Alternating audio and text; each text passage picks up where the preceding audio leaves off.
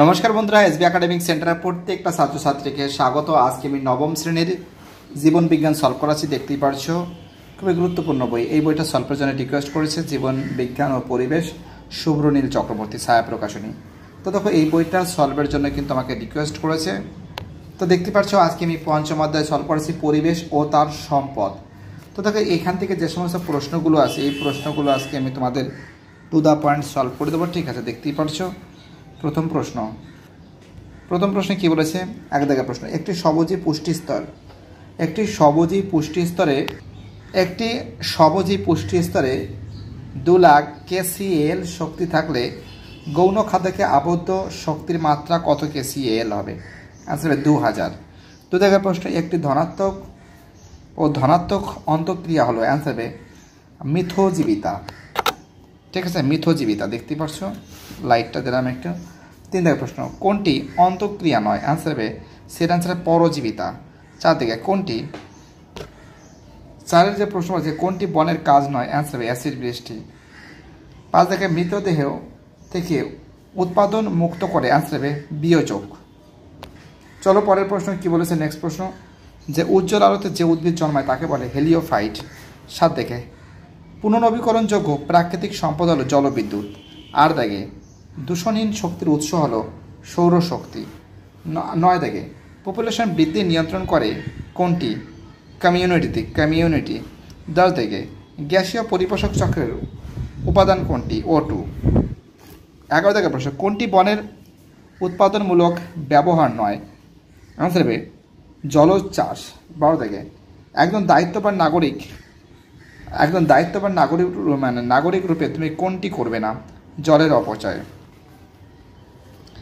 এবার দেখো এই প্রশ্নগুলো সলভ করেছি। বনজাত একটি উপকারী উপাদানের নাম লেখো, অ্যান্সার হবে মধু। 2 দাগে উদ্ভিদজাত একটি অর্থনৈতিক গুরুত্ব সম্পন্ন উপাদানের নাম লেখো, অ্যান্সার হবে গদ বা রজন। 3 দাগে একটি পরিবেশক চক্রের নাম লেখো, অ্যান্সার হবে অক্সিজেন চক্র। ঠিক আছে, পরের প্রশ্ন কি বলেছে আমাদের। 4 দিকে রূপান্তরকের উদাহরণ দাও। দেখতে পাচ্ছি অ্যান্সার হবে ডিনাইট্রিফাইং ব্যাকটেরিয়া। 4-এর অ্যান্সার হবে। চলো পরের প্রশ্ন। 5 দিকে প্রশ্ন বলেছে একটি পুনর্নবীকরণযোগ্য শক্তির উৎস লেখো, অ্যান্সার হবে সৌরশক্তি।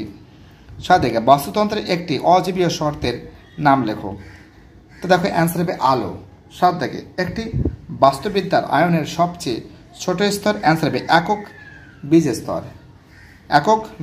অ্যান্সার হবে। 8 দেখে প্রশ্ন। পরিযান হলো পপুলেশনের আকার বাড়ে না কমে? অ্যান্সার দেখো বাড়বে কমবে দুটোই হবে। ঠিক আছে। 9 দেখে জুই প্লাঙ্কটন বলতে কি বোঝো? পেজ নম্বর 135। দেখতে পাচ্ছ পেজ নম্বর 135। ঠিক আছে, জুই প্লাঙ্কটনটা কি? এখান থেকে শুরু করে এতটা লিখবে। ঠিক আছে, কি বলতে বুঝতে পারছো? এখান থেকে শুরু করে এতটা লিখবে, এই পেজ নম্বর 135। ওকে, চলো পরের প্রশ্ন কি বলেছে। 10 দাগের প্রশ্ন। প্রথম শ্রেণীর খাদকের 1000 কিলো জুল শক্তি থাকলে উৎপাদককে কত জুল শক্তি আবদ্ধ হয়েছিল? অ্যান্সার হবে 10,000 জুল। কেসিএল যাকে বলে, একক দশক শতক হাজার। ঠিক আছে, দেখে নাও ঠিক করে।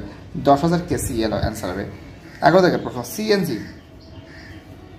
এখানে আরেকটা প্রশ্ন এখানে রয়েছে, না এটা তো বলেই দিয়েছি। 11 দাগের প্রশ্ন। সিএনজি চিরাচরিত না অচিরাচরিত শক্তি? তোমরা জানো চিরাচরিত শক্তি। 12 দাগে তোমার মতে ভারত ও আমেরিকার মধ্যে কার কার্বন ফুটপ্রিন্ট মান বেশি? অ্যান্সার হবে আমেরিকার।